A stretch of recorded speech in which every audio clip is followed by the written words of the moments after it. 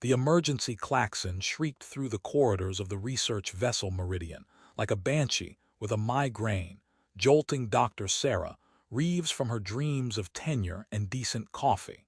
She tumbled out of her bunk, her hair resembling something that might have evolved on a particularly hostile planet, and stumbled toward the viewport.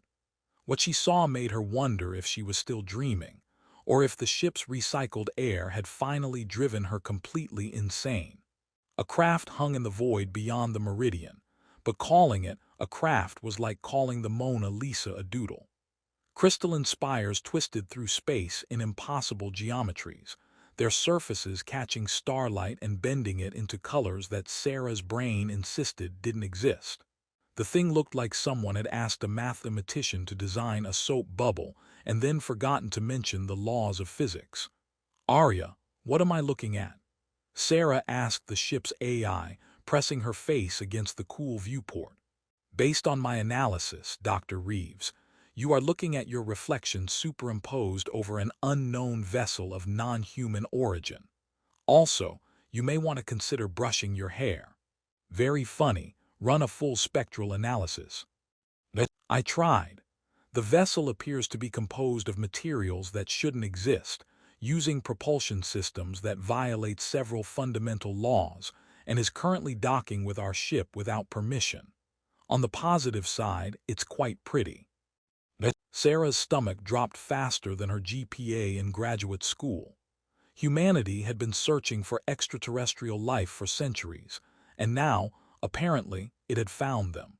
Or rather, it had found her, aboard a research vessel in the middle of nowhere, wearing pajamas covered in tiny rockets that suddenly seemed embarrassingly childish. The docking bay's atmosphere processors hummed to life, and Sarah realized with growing horror that she was about to become humanity's first contact specialist by accident. Her training in xenolinguistics had been theoretical at best, mostly involving dead languages and the occasional argument with colleagues about whether ancient Sumerian tablets were shopping lists or epic poetry. She threw on her lab coat over her pajamas, reasoning that looking slightly more official might help if she was about to represent her entire species. The corridors of the meridian stretched before her like the world's most mundane yellow brick road, leading to what might be the most important moment in human history, or her most spectacular professional failure.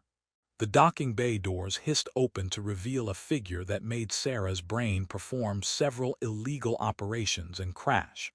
Standing before her was someone who looked remarkably, impossibly human.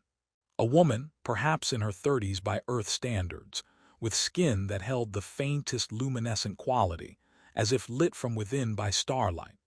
Her dark hair fell in waves around her shoulders, framing a face that could have belonged to any human woman, save for one crucial difference. Her ears. They were elongated and gracefully pointed, rising to delicate tips that seemed to twitch and move with subtle expressions. They were beautiful, alien, and absolutely terrifying in their implications. Sarah found herself staring, her mouth opening and closing like a fish, experiencing its first existential crisis. The alien woman began to speak, her voice carrying a melodic quality that reminded Sarah of wind chimes made from pure mathematics. The universal translator embedded in Sarah's collar crackled to life, producing what sounded like linguistic word salad mixed with the dying gasps of a robot. "Greetings. Banana, urgent. 17, destroy. Welcome, purple. Assistance. Doom, nice weather, apocalypse." The alien woman's expression shifted from what Sarah interpreted as cautious optimism to confusion, and then to something that needed no translation whatsoever: anger. Her ears flattened against her head, and her luminescent skin seemed to pulse with a reddish hue. Sarah tried to respond, to say something, anything that might salvage this cosmic disaster of a first meeting. She opened her mouth, took a breath, and discovered that her vocal cords had apparently filed for emergency leave. No sound emerged except a small squeaking noise that would have embarrassed a rusty door hinge. The alien woman stepped forward, her movements fluid and precise, and spoke again, her voice rising in pitch and intensity. The translator offered its own helpful interpretation. Foolish. Immediate. Socks. Crisis. Why? Ignore. Flowers. Help. Stupid. Emergency. Tea party. Extinction. Sarah's brain, already operating at maximum panic capacity, decided that now would be an excellent time to completely shut down her ability to communicate. Every word she had ever known seemed to evaporate, leaving behind only the sound of her own heartbeat thundering in her ears, and the increasingly agitated alien woman whose ears were now practically vibrating with frustration. The alien began pacing, her hands moving in elaborate gestures that seemed to carry meaning Sarah couldn't begin to decode. She was speaking rapidly now, her voice carrying undertones of desperation that transcended species barriers. Her ears swiveled and twitched like organic radar dishes, expressing emotions that her controlled facial features didn't reveal. Sarah stood frozen, a statue dedicated to human incompetence, as the most important conversation in human history devolved into an interstellar shouting match between an increasingly frantic alien and a universal translator that seemed determined to discuss gardening and breakfast foods. "Arya," Sarah finally managed to whisper, "help. I'm sorry, Dr. Reeves, but my linguistic protocols are not equipped to handle languages that appear to be based on quantum probability rather than traditional grammar. Also, I believe you may be having what humans call stage fright."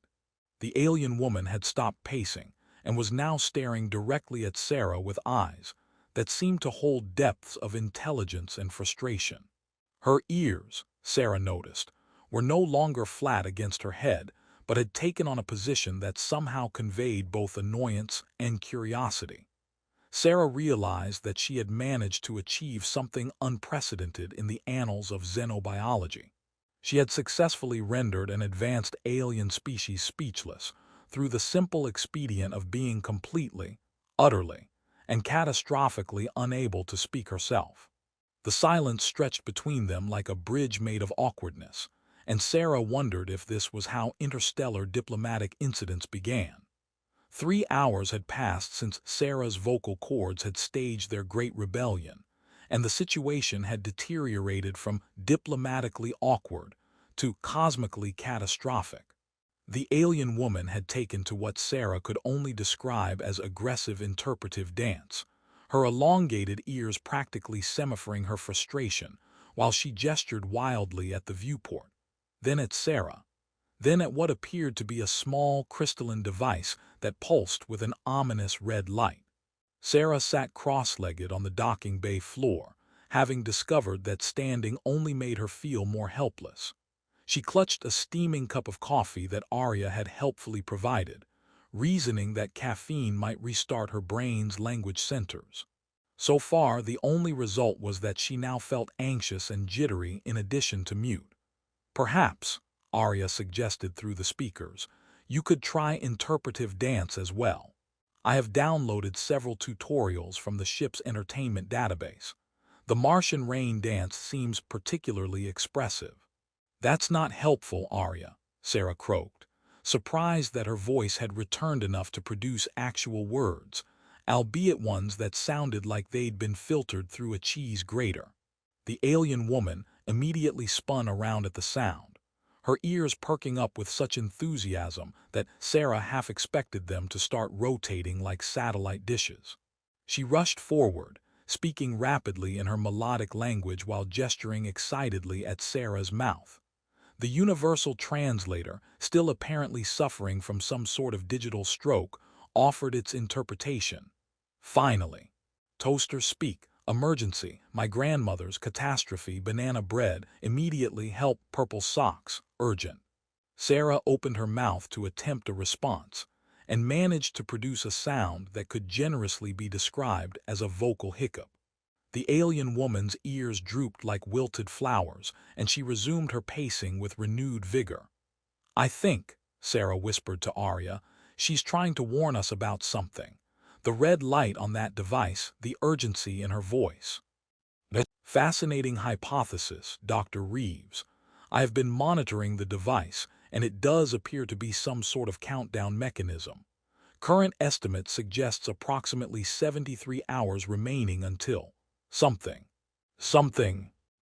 My sensors cannot determine what will happen when the countdown reaches zero. The device operates on principles that make quantum mechanics look like elementary arithmetic. However, I should mention that every time you fail to respond coherently, the countdown accelerates slightly. Sarah nearly choked on her coffee. You're telling me that my inability to speak is literally making whatever crisis this is worse. That appears to be a reasonable interpretation of the data, yes.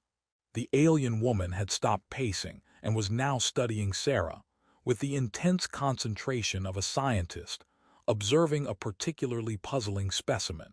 She tilted her head, and her ears shifted to what Sarah was beginning to recognize as a position indicating deep thought. Slowly, deliberately, she began to point at objects around the docking bay and speak their names in her own language. Cathara, she said, pointing at the viewport. Her voice carried a patient, almost pedagogical tone. Window, Sarah managed to squeak, then cleared her throat and tried again. Window. The alien's ears perked up with excitement and she moved to the next object. Vethais, she said, indicating the deck plating. Floor.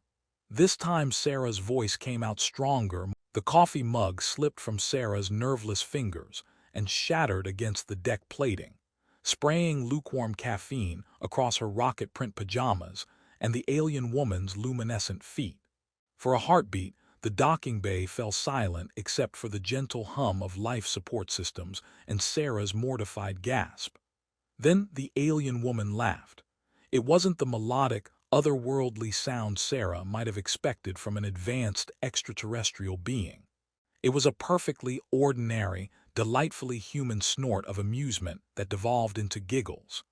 Her ears, which had been rigid with tension moments before, relaxed into what Sarah was learning to recognize as their equivalent of a smile.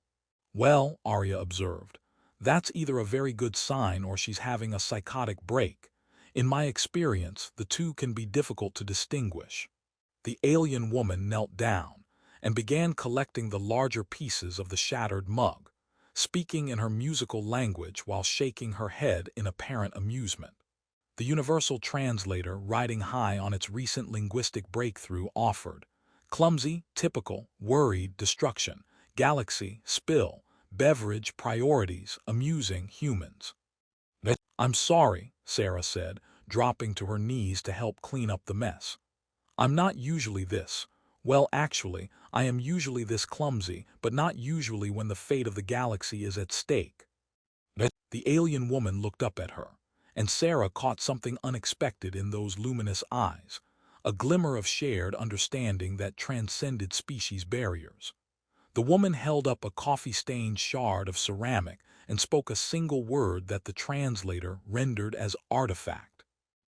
It's just a mug, Sarah protested. The alien shook her head and spoke again, more slowly this time. The translator worked through the harmonics. Not mug moment first. Laughter between, stars important, remember.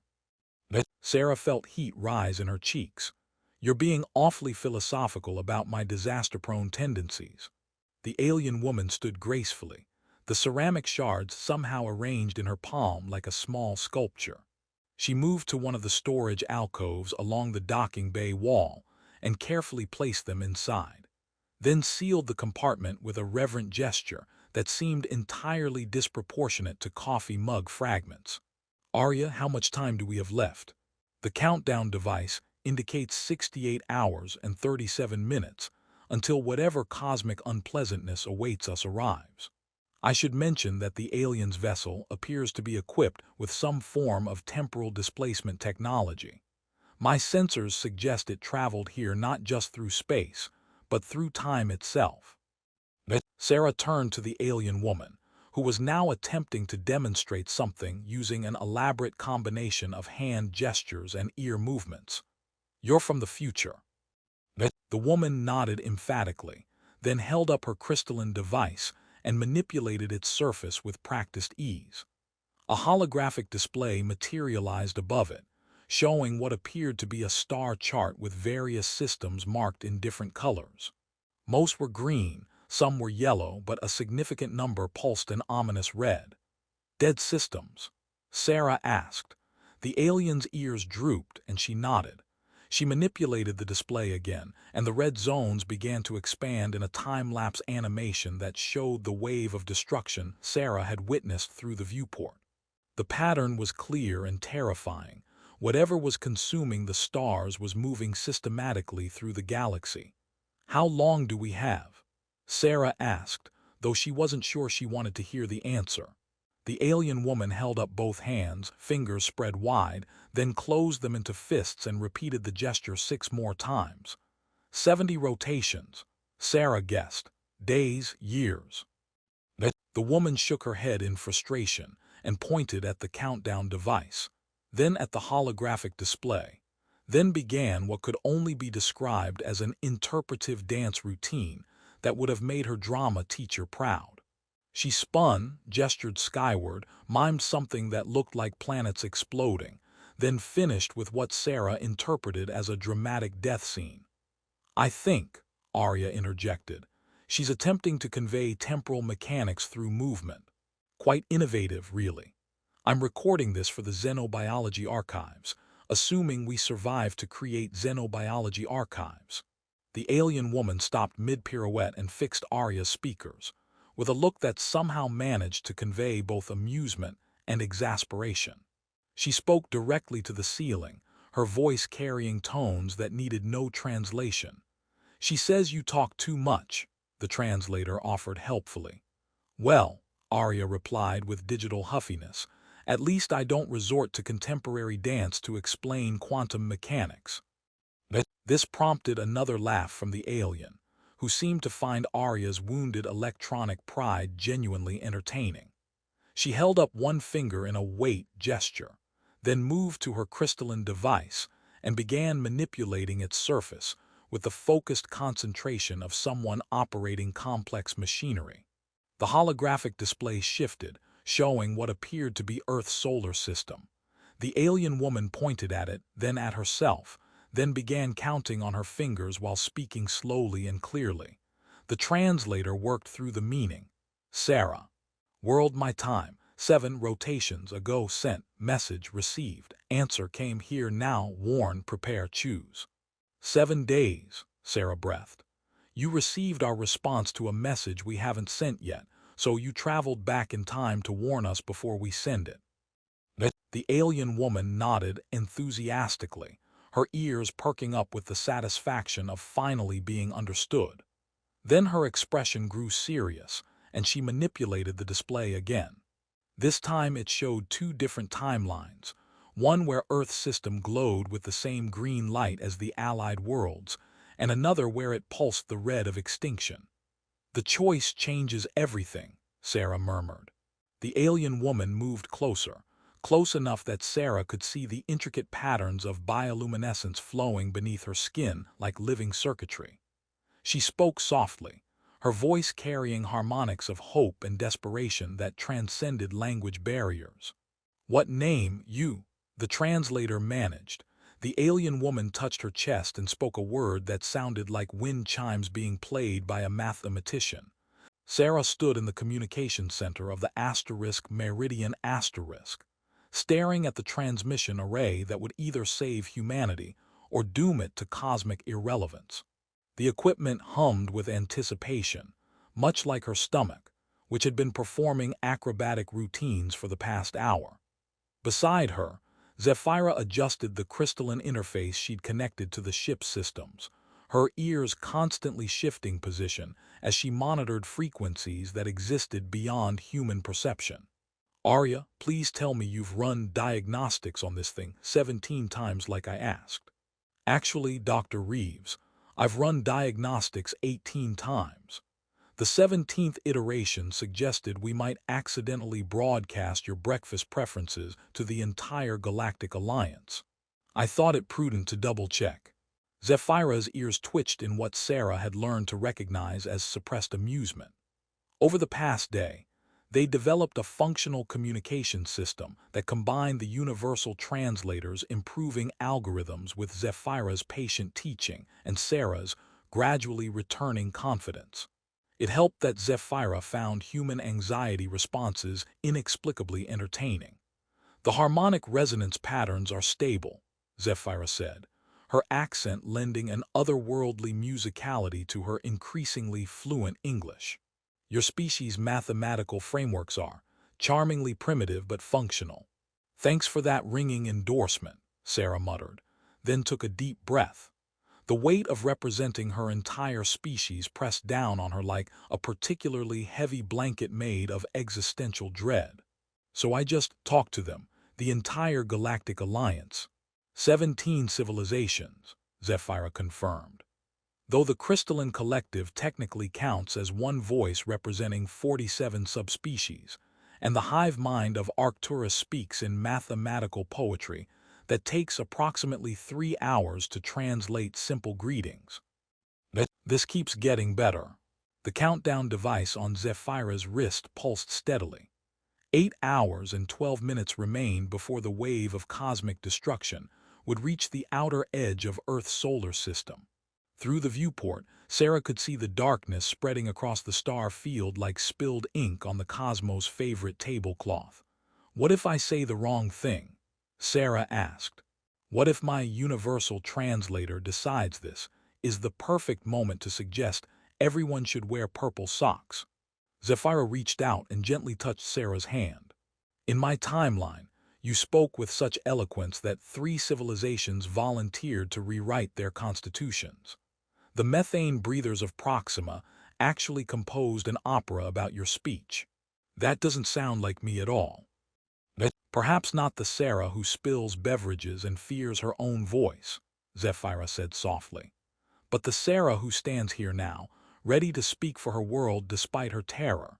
She is exactly the person my people believed could unite 17 civilizations. Sarah stared at the communication array, remembering the woman who had hidden in theoretical linguistics rather than face real communication challenges. That person seemed like a stranger now, someone who had never stood face to face with an alien whose ears expressed more emotion than most humans managed with their entire bodies. Arya, initiate the transmission. The array sparked to life with energies that made reality hiccup slightly. The air in the communication center shimmered, and suddenly Sarah found herself looking at a collection of beings that would have given her nightmares a week ago. Now they just made her nervous, which she considered progress. A crystalline entity that looked like a living chandelier spoke first, its voice like music played on glass instruments. The translation came through clearly. Greetings, representative of Earth. We have received the future echo of your message. Do you choose alliance or isolation? Sarah cleared her throat, squared her shoulders, and discovered that her voice had decided to cooperate. Honored representatives, I am Dr. Sarah Reeves, and I speak for humanity. We've had about 36 hours to consider the most important decision in our species' history, which is roughly 35 hours and 59 minutes longer than we usually take for major life choices. A rumbling sound that might have been laughter came from what appeared to be a sentient mountain. The translation system rendered it as amusement. We choose alliance, Sarah continued, feeling strength flow into her words. Not because we're particularly wise or advanced, but because we've learned something important from your messenger. Communication isn't about never misunderstanding each other. It's about not giving up when you do. Zephyra's ears perked up with pride, and Sarah caught her eye with a quick smile before continuing.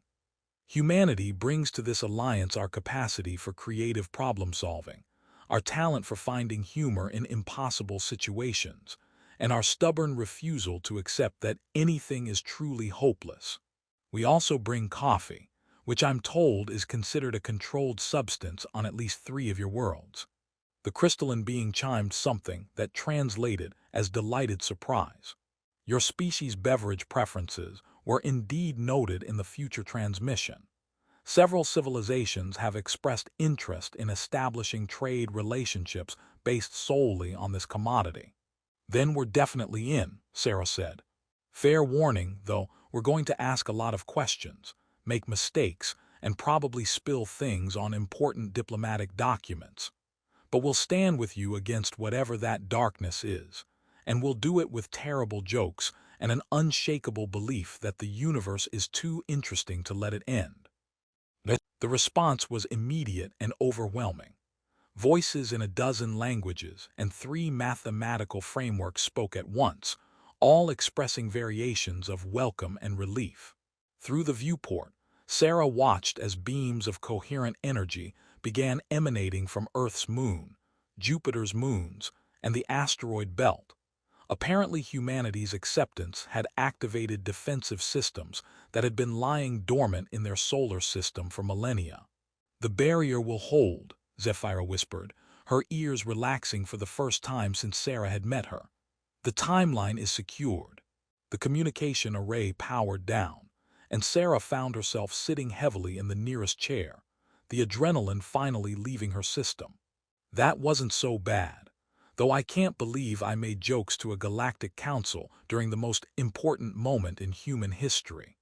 "Those jokes," Arya observed, "just convinced 17 civilizations that humanity deserves a place among the stars. I'm recording them for posterity, assuming